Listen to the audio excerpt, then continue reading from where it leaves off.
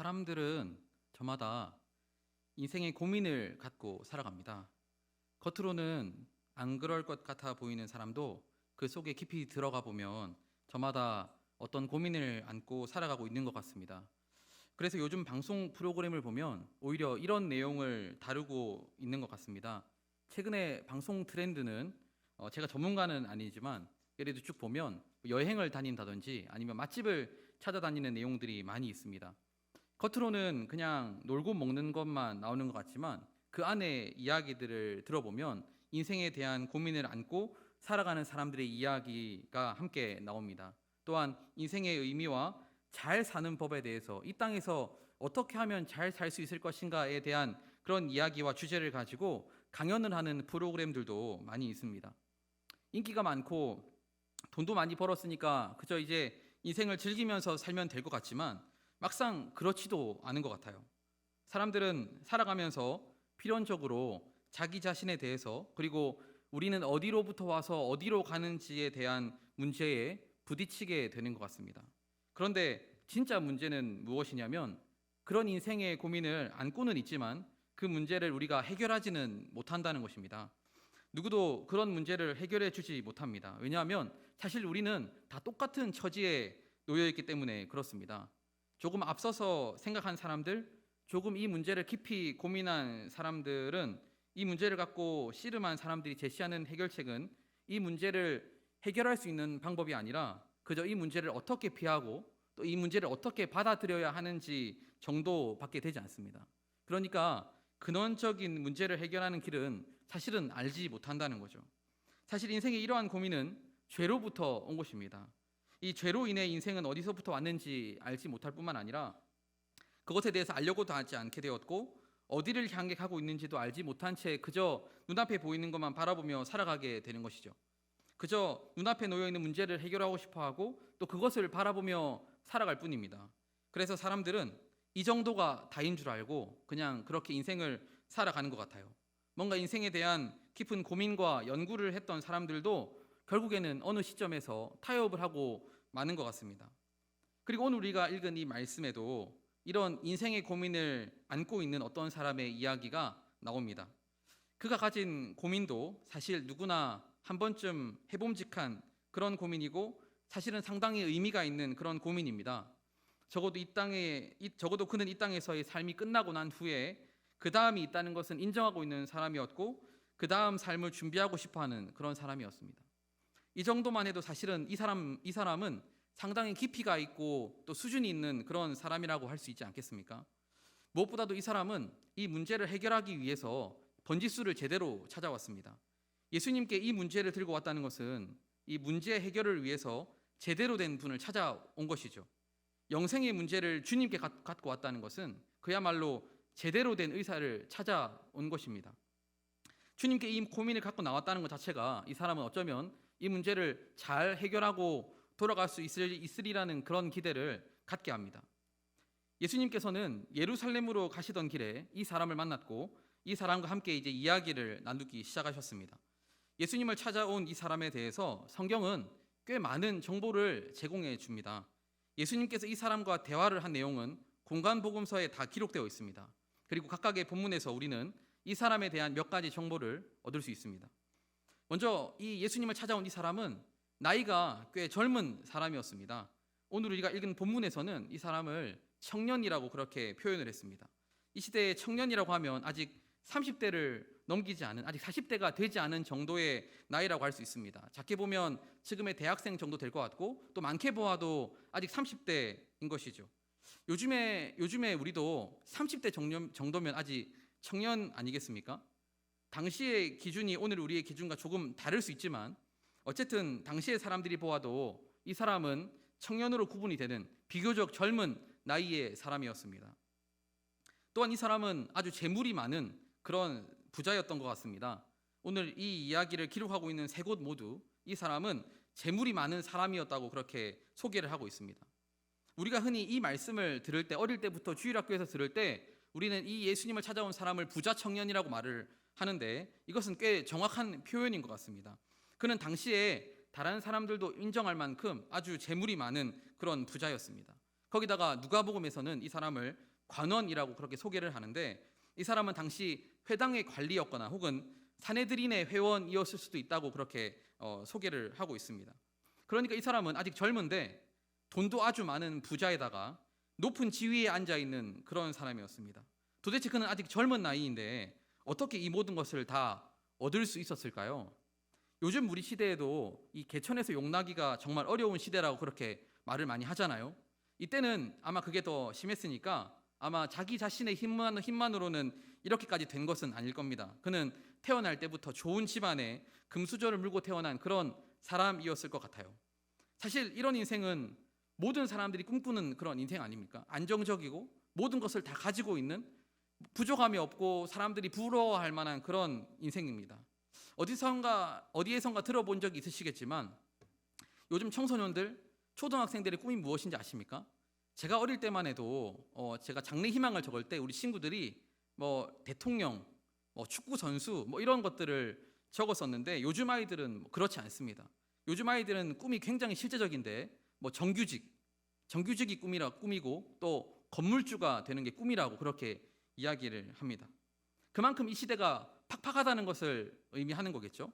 오늘날도 마찬가지로 모든 사람들이 오늘 이 말씀에 나오는 이 청년과 같은 그런 인생이면 좋겠다는 생각을 많이 하는 것 같습니다. 이 사람과 같이 모든 것을 다 소유하고 가진 사람이라면 좋겠다는 생각을 하는 거죠. 여러분, 우리가 보통 생각할 때 이렇게 아직 젊은데 돈도 많고 높은 권력까지 가지고 있는 사람이라면 분명 이 사람은 성격이 좀 안 좋거나 인생을 허랑방탕하게 허비하는 그런 경우가 많을 거라고 생각합니다. 친구들을 데리고 다니면서 놀러 다니고 인생을 마음대로 허비하며 그렇게 살아갈 것 같은데, 이 사람은 그렇게 살지도 않았어요.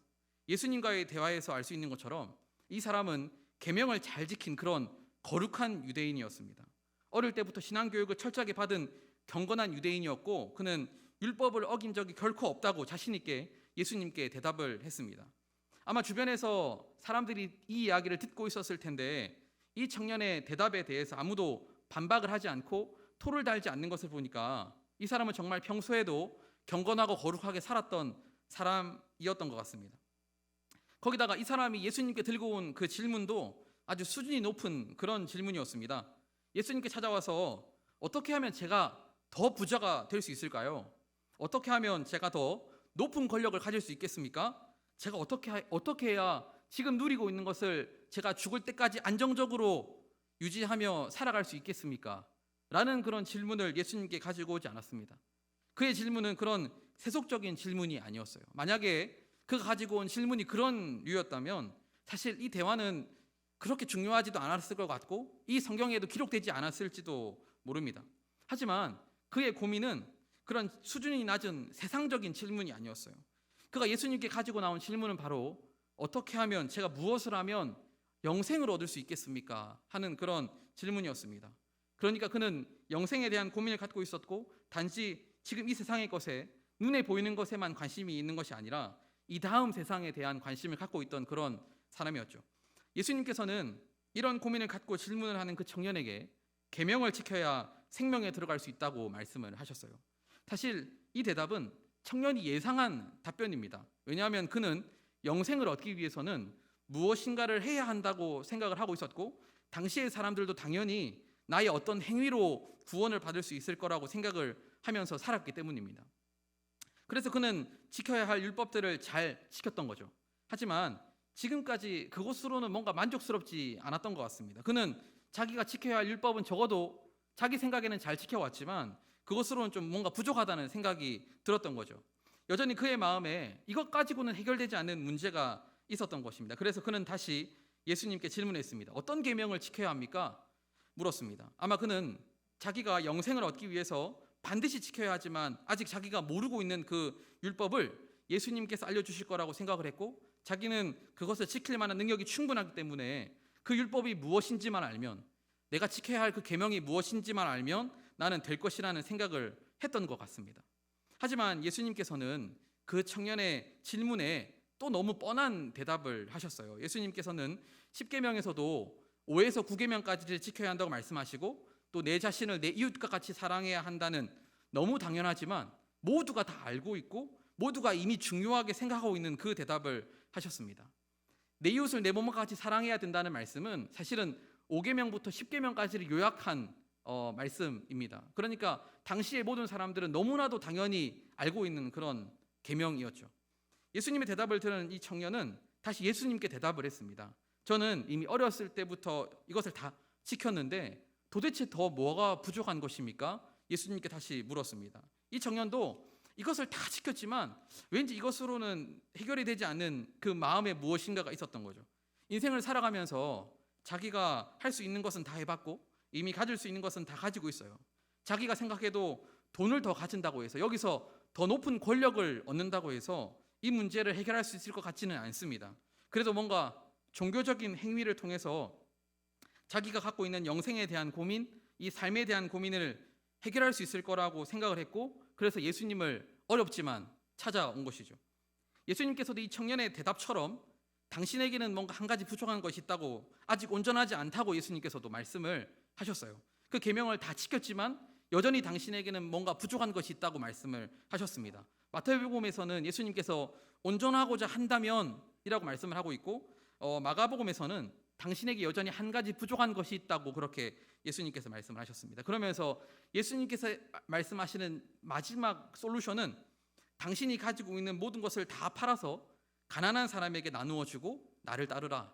이게 예수님의 마지막 솔루션이었어요. 그러면서 하늘에서 보화가 당신에게 있을 것이라는 말씀도 함께 하셨습니다. 그런데 예수님의 이 마지막 대답은 앞의 내용과는 별로 상관이 없어 보입니다. 영생하고 가지고 있는 재물을 다 파는 거하고는 별로 상관이 없어 보여요. 영생에 대해서 고민을 갖고 나온 이 청년에게 예수님께서는 가지고 있는 것을 다 팔아 가난한 사람에게 나누어 주고 예수님을 따르라는 말씀을 하시는 거예요.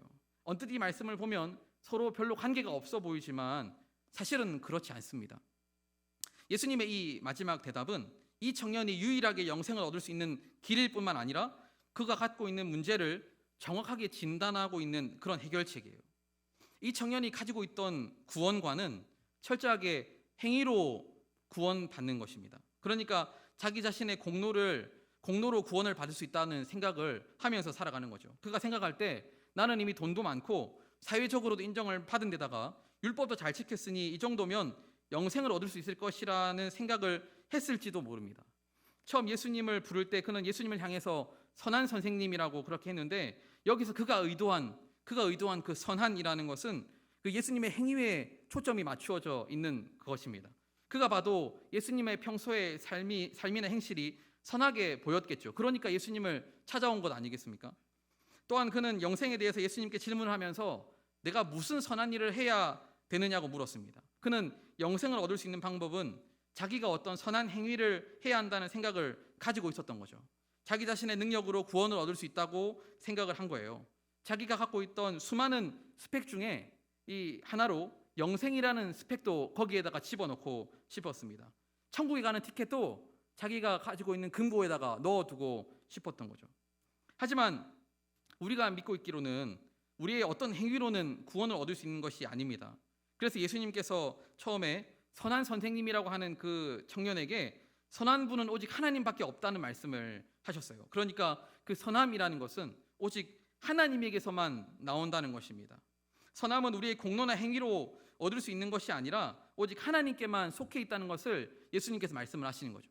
이 청년이 기존에 가지고 있던 그 개념, 이 청년이 가지고 있던 기존의 이 패러다임하고는 전혀 다른 가르침을 예수님께서 그에게 주시는 것입니다.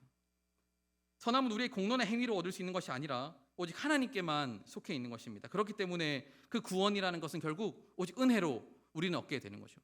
그리고 그 은혜로 주어진 구원을 우리는 믿음으로 받게 됩니다. 우리는 거기에 믿음으로 반응할 뿐이고, 그런데 그 믿음조차도 사실은 하나님께서 우리에게 주신 선물이라는 거죠. 에베소서 2장 8절에는 하나님께서 이것을 우리에게 주신 선물이라고 말씀하고 있는데 함께 말씀 읽도록 하겠습니다. 너희는 그 은혜에 의하여 믿음으로 말미암아 구원을 받았으니 이것은 너희에게서 난 것이 아니요 하나님의 선물이라. 아멘. 이것은 하나님께서 우리에게 주신 선물이라고 말씀하시는 겁니다. 그 믿음조차도 하나님께서 우리에게 주신 선물인 거죠. 절대 우리의 어떠함으로는 영생을 얻을 수 없습니다. 왜냐하면 모든 사람은 철저하게 하나님 앞에서 죄인이기 때문입니다. 오직 예수님의 구속의 은혜가 있어야만 우리는 다시 하나님 앞에 설 수 있는 거죠. 그리고 이렇게 은혜로 구원을 받은 사람은 오직 하나님만을 믿고 하나님만을 그 마음의 중심에 두고 살아가는 사람입니다. 그의 삶에 다른 것을 주인으로 삼지 않습니다. 다른 것이 그 마음의 중심에 있지 않아요. 오직 주님만 믿고 의지하며 살아가는 것입니다. 이렇게 살아가는 사람이 그리스도인이고 주님의 제자 아니겠습니까? 그러니까 영생을 얻고 구원을 받고 구속의 은혜를 경험했다는 말은 같은 말이고, 그리고 그 믿음조차도 우리에게 하나님께서 주신 선물이라는 것입니다. 그러니까 이 모든 것이 하나님의 은혜인 거죠. 구속의 은혜를 얻은 사람은 오직 예수님만 중심에 모시고 살아가는 사람입니다. 그러니까 결국 그 마음의 중심에 무엇이 있느냐에 따라서 그가 영생을 받은 사람인가, 그는 구원을 받은 사람인가를 알 수 있다는 것입니다. 하지만 이 청년은 사실 그 행위는 있었지만 마음으로 하나님을 섬기는 사람이 아니었습니다. 그는 비록 계명을 잘 지켰는지는 몰라도 그의 마음의 중심에 하나님이 있었던 것은 아니었습니다. 그것은 예수님의 마지막 대답에 대한 그의 반응을 통해서 우리는 그것을 알 수 있습니다. 예수님께서 모든 재물을 팔아 가난한 사람에게 나누어 주고 나를 따르라고 했을 때 그 청년의 반응이 무엇이었나요?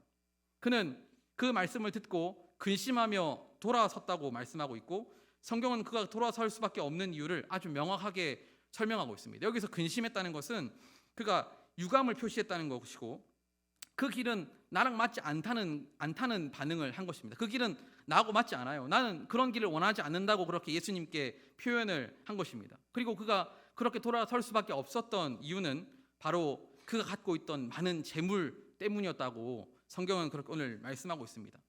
여러분, 이것이 이 청년이 가지고 있었던 진짜 문제였습니다. 그에게는 행위가 부족한 것이 아니었습니다. 그는 무엇인가를 덜 소유하고 있었기 때문에 그것이 문제가 아니었어요. 오히려 그가 가지고 있었던 문제는 그 마음의 문제였습니다. 그 마음의 중심에 누구를 모시고 살아가는가 하는 게 그의 진짜 문제였습니다. 그는 그 마음의 중심에 하나님은 없었어요.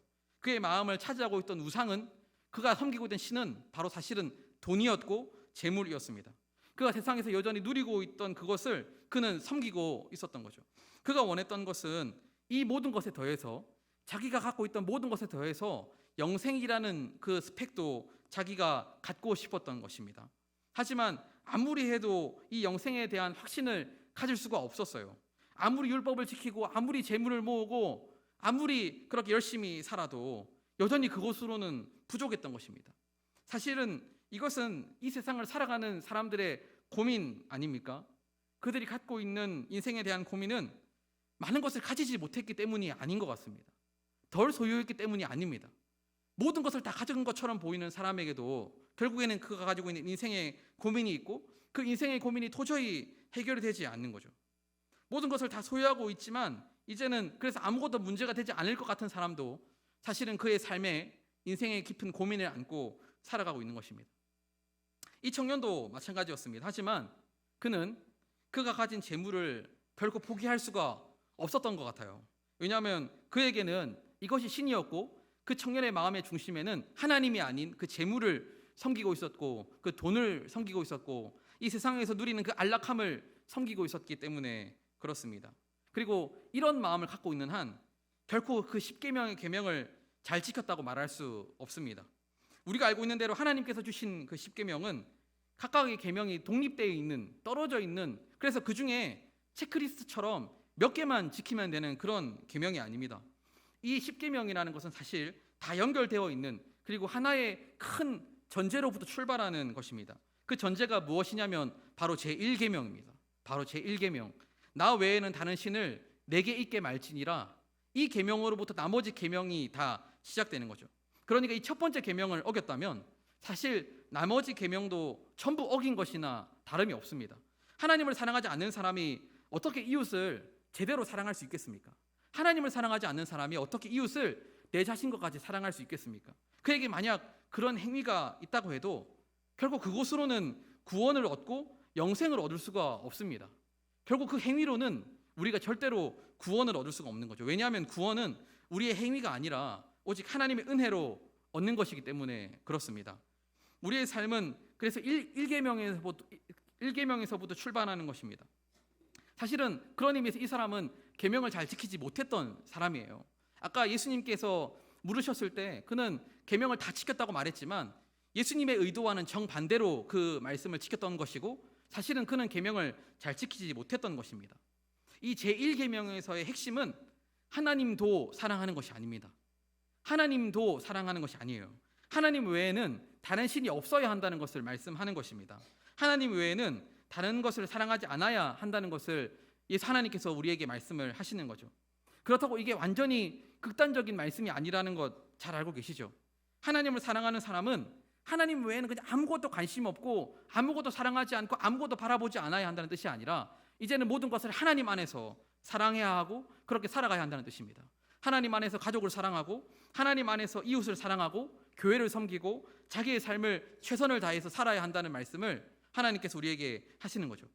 하나님을 가장 사랑하고 주님을 온전히 따르는 사람의 삶 속에는 이 청년이 지켰던 그 계명이 이제는 반드시 지켜져야 할 것이고 그렇게 살아갈 수 있도록 우리는 은혜를 계속해서 구하는 것입니다. 그래서 오늘 이 자리에 나와서 하나님 앞에 예배 드릴 때에 우리는 우리의 삶을 돌아보고 하나님 앞에 회개하고 나아가는 것이죠. 그리고 그렇게 살아가는 사람이라면 당연히 영생의 은혜를 누리는 사람 아니겠습니까? 하나님 앞에서 그렇게 영생의 은혜를 누리는 사람일 것입니다. 예수님께서 이 청년에게 말씀하신 것은 그래서 바로 이것입니다. 이 문제를 예수님께서 지적하신 거예요. 그가 영생을 얻지 못하는 이유는 그가 아직 무엇인가가 부족하고 아직 지키지 않은 계명이 있어서 아직 많은 재물을 갖지 못해서 아직 높은 자리에 올라가지 못해서 종교적으로 부족해서가 아니라 사실은 그 마음의 문제라고 말씀을 하시는 것입니다. 그러면서 자기가 가지고 있는 것을 다 팔아 가난한 사람에게 나누어 주고 예수님을 따라도 괜찮을 만큼 그렇게 너는 하나님을 사랑하고 그래서 그 영생이 정말 가치 있는 것이라고 생각하며 살아가는가?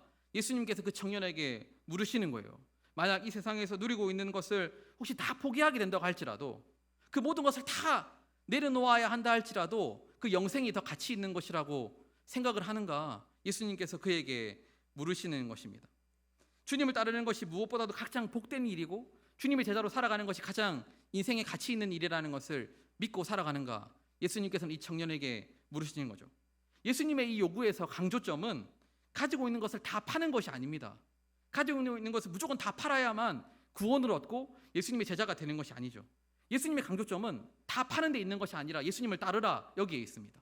예수님을 따르라. 예수님께서는 이 청년이 진정으로 그 영생의 가치를 알기를 원하셨어요. 하나님을 진짜 사랑하기를 원하셨습니다. 그 마음에 이제는 재물을 사랑하고 없어질 것들을 위해서 살아가는 삶이 아니라 영원한 것을 소유하고 그것을 위해 살아가는 인생이 되기를 우리 주님은 원하셨던 거죠. 그의 삶에서 회개하고 주님께로 돌이키기를 원하셨습니다. 하나님을 떠나 자기 자신만을 위해서 살아가는 그 인생에서 이제는 영생을 바라보며 살아가는 인생으로 돌이키기를 주님은 원하셨어요.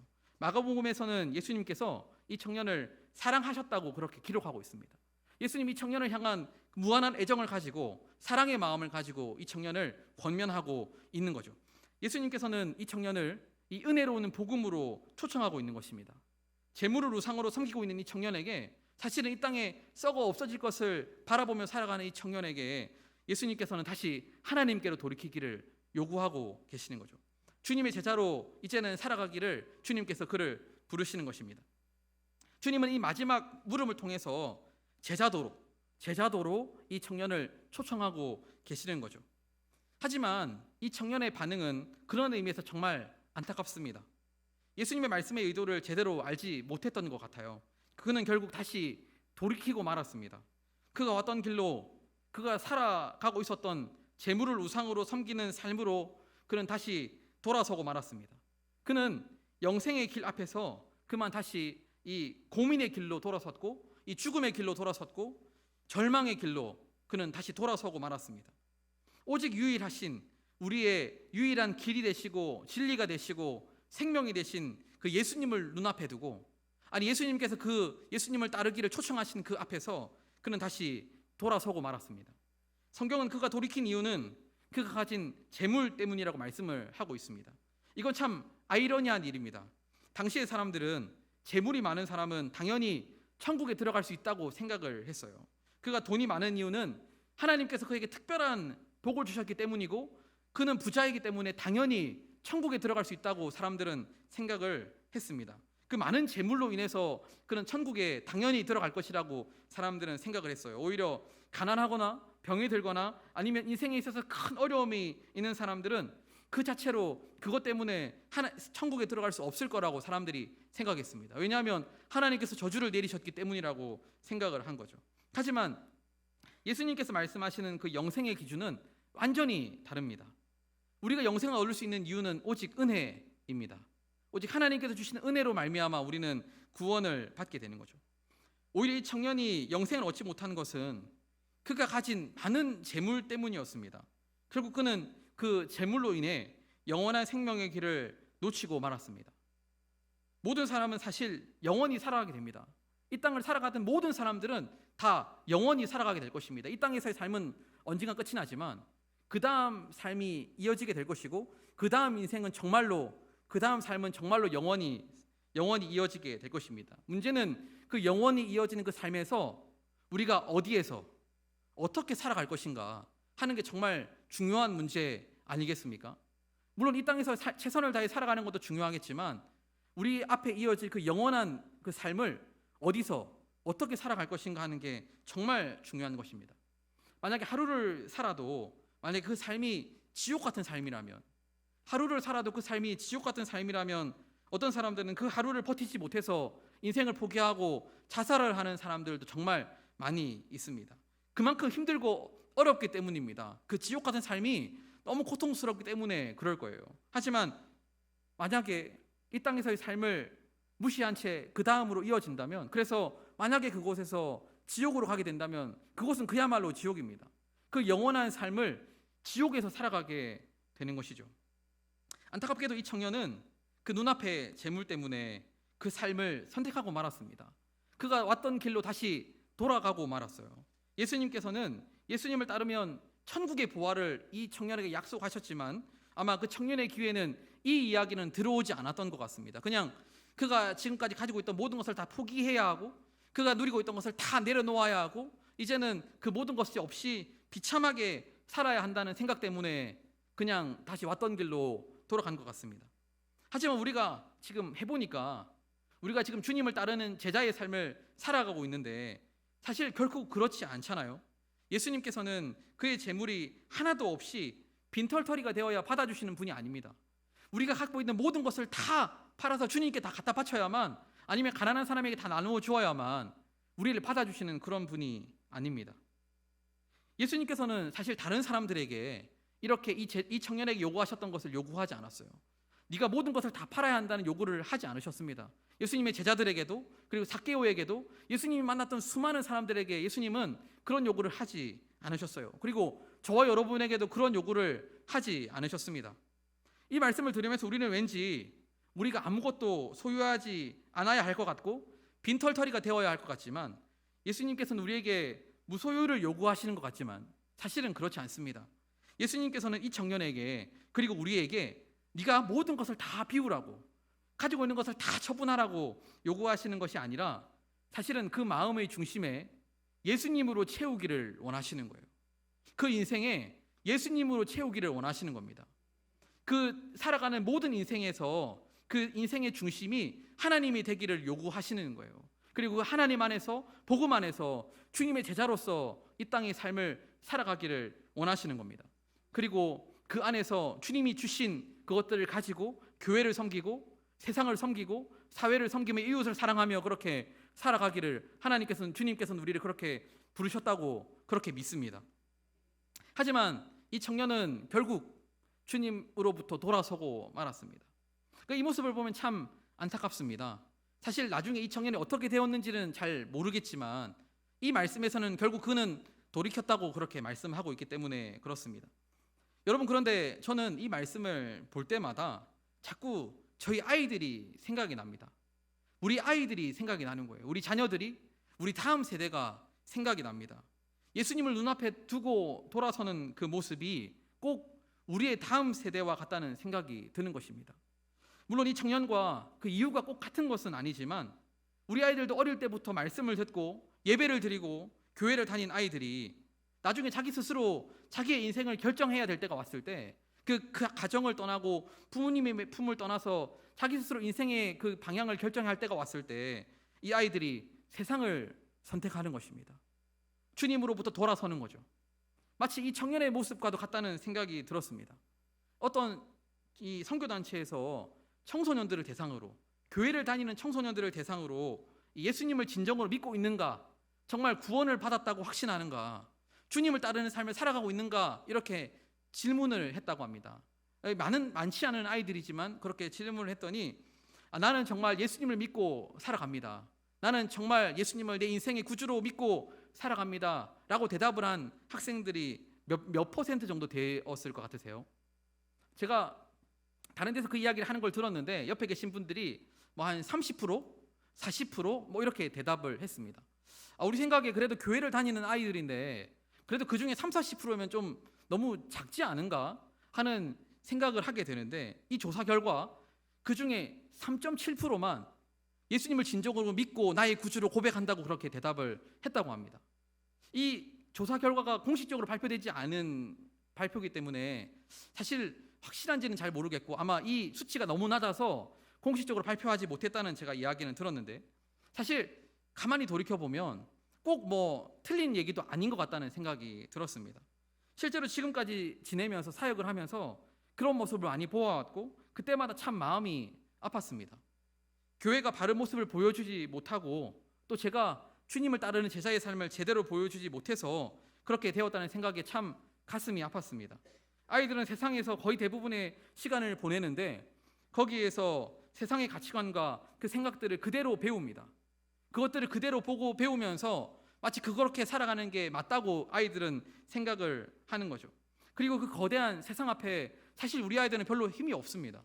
아이들은 그냥 그것을 보고 그게 맞는 줄 알고 친구들의 모습을 통해, 학교의 모습을 통해, 어른들의 모습을 통해, 이 매스컴의 모습을 통해서 그게 맞다고 생각하며 그렇게 살아가는 거죠. 그리고 그것들을 금방 배우게 되는 것입니다. 그냥 그것들을 따라가게 되는 거죠.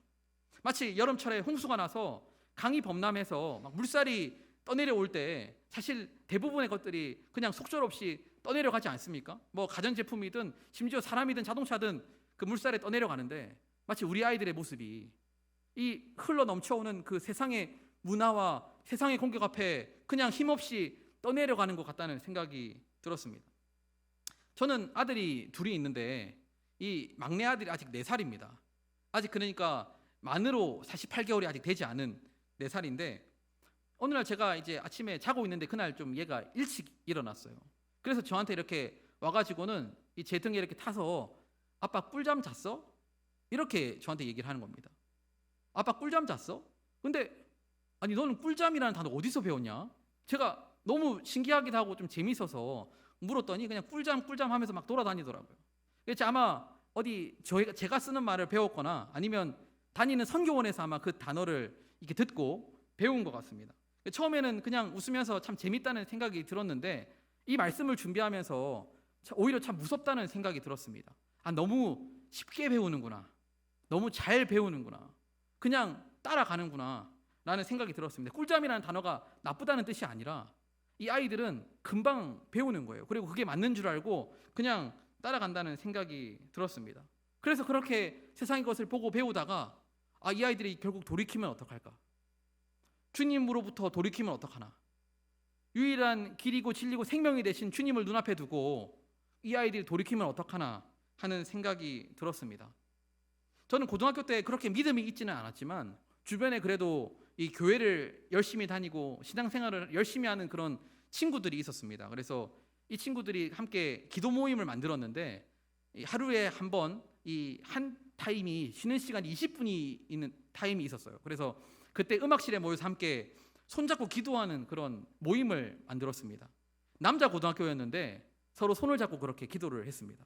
지금 생각해 보면 그걸 어떻게 했나 싶은데 그때는 그 아이들이 성령에 충만했던 것 같아요. 그래서 서로 이렇게 손을 잡고 남자들끼리 기도를 이렇게 했습니다. 학교를 위해서 기도하고 우리의 꿈과 미래를 위해서 그렇게 기도했습니다. 그 친구들은 이렇게 주말이면 교회에 막 가서 살았어요.